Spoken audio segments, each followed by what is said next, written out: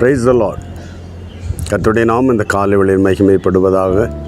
நான் ஒருமித்து ஆண்டவரை நோக்கி இந்த காலை வேளையிலும் இணைந்து துதிக்க செய்த தேவனுக்காய் துதிக்கிற இந்த நாளிலும் மத்தேயு எழுதின சுவிசேஷம் 7ஆம் அதிகாரம் அதனுடைய முதல் வார்த்தையை வாசிக்கிறேன். நீங்கள் குற்றவாளிகள் என்று தீர்க்கப்படாதபடிக்கு மற்றவர்களை குற்றவாளிகள் என்று தீர்க்காதிருங்கள். மிக அருமையான ஒரு வார்த்தை. பல நேரங்கள் நாம் நினைக்கிறதுண்டு, நான் என்ன தவறும் செய்யவில்லையே. அது உண்மை. பெரிய அளவில் பாவங்கள் நாம் செய்யாதபடி பரிசுத்தமாய் வாழ்ந்து ஆண்டவருக்கு முன்பாக பிரியமாய் நடக்க பிரயாசப்பட்டு கொண்டிருக்கிற ஒரு தேவ பிள்ளைகள்.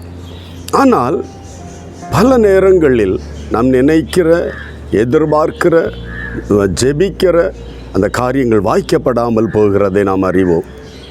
பல நேரம் நான் என்னத்தான் தப்பு செய்தேன், நாம் செய்த தவறுகள் பல நேரம் நமக்கு புரிவதும் இல்லை.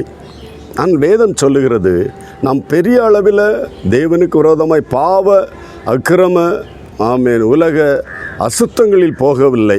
உண்மைதான். ஆனால் இந்த வார்த்தை சொல்லுது, நீங்கள் குற்றவாளிகள் என்று தீர்க்கப்படாதபடிக்கு மற்றவர்களை குற்றவாளிகள் என்று தீர்க்காதிருங்கள்.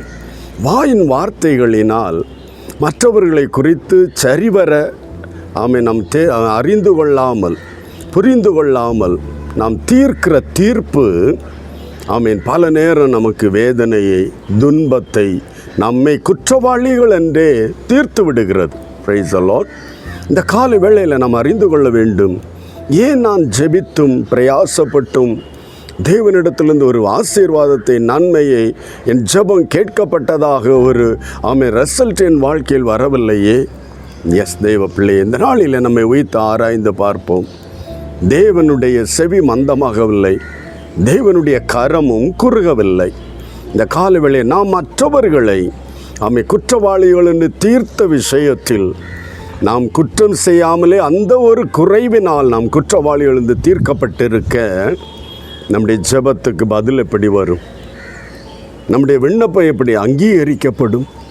ஆண்டவரை நோக்கி இந்த கால வேளையில் நம்முடைய கடந்த கால வாழ்க்கையை ஒன்று சிந்தித்து சீர்தூக்கி பார்த்து, நாம் யாரையாவது அறியாமல் மற்றவர்களுடைய வார்த்தையை கேட்டு அதை அப்படியே நம்பி அவங்க குற்றவாளிகள் என்று தீர்த்திருந்தால், மற்றவர்களுடைய வாழ்க்கையை குறித்து, மற்றவர்களுடைய நடத்தையை குறித்து, மற்றவர்களுடைய கிரியைகளை குறித்து நாம் குற்றவாளிகள் என்று தீர்த்திருந்த விஷயத்தில் குற்றம் செய்திருக்கிறோம். அவர்கள் நிரபராதியாக இருக்கலாம், தேவனோ நம்மை குற்றவாளி என்று தீர்க்கிறார் அந்த இடத்தில். ஹல்லேலூயா. எந்த இடத்திலேயாவது நாம் மற்றவர்களை குற்றவாளி என்று தீர்க்கும்போது நினைத்து கொள்ளணும், உண்மை பரலோக தேவனுக்கு மட்டும் தெரியும். ஹல்லேலூயா. ஆகவே நாம் அறியாமல் நியாயம் தீர்க்கிறோம், நாம் குற்றவாளிகளாகிறோம். நம்முடைய ஜெபம் கேட்கப்படுகிறதில்லை, தேவனுடைய முகம் நமக்கு மறைக்கப்படுகிறது. ஹல்லேலூயா. இந்த கால வேளையில் சீர்தூக்கி பார்ப்போம், சரி செய்து கொள்வோம், ஆண்டவரிடத்திலிருந்து விடுதலை பெற்றுக்கொள்வோம். ஜெபிக்கலாமா? அன்பு தகப்பன், இந்த காலை வேளையில் என்னோடு இணைந்து ஜெபிக்கிற எல்லா தேவ பிள்ளைகளுக்காய் துதிக்கிறேன்.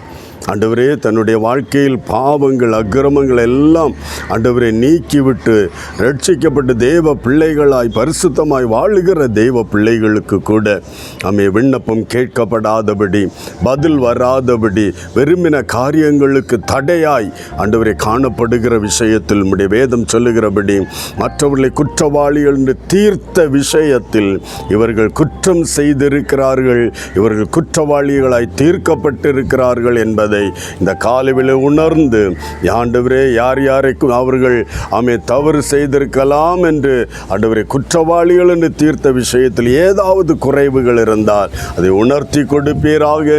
அறிக்கை செய்து விட்டு தேவனிடத்தில் இரக்கம் பெற்று ஆண்டவரே ஜெபத்திற்கு, விண்ணப்பத்திற்கு பதிலை பெற்றுக்கொள்ள உதவி செய்வீராக. கர்த்தர் அப்படி செய்யப்படுறதுக்காய் நன்றி. இயேசுவின் நாமத்தில் பிதாவே, ஆமேன், ஆமேன். குற்றவாளிகள் என்று தீர்க்காதிருங்கள், நாம் குற்றவாளிகள் ஆகாதிருப்போம். God bless you. Praise the Lord.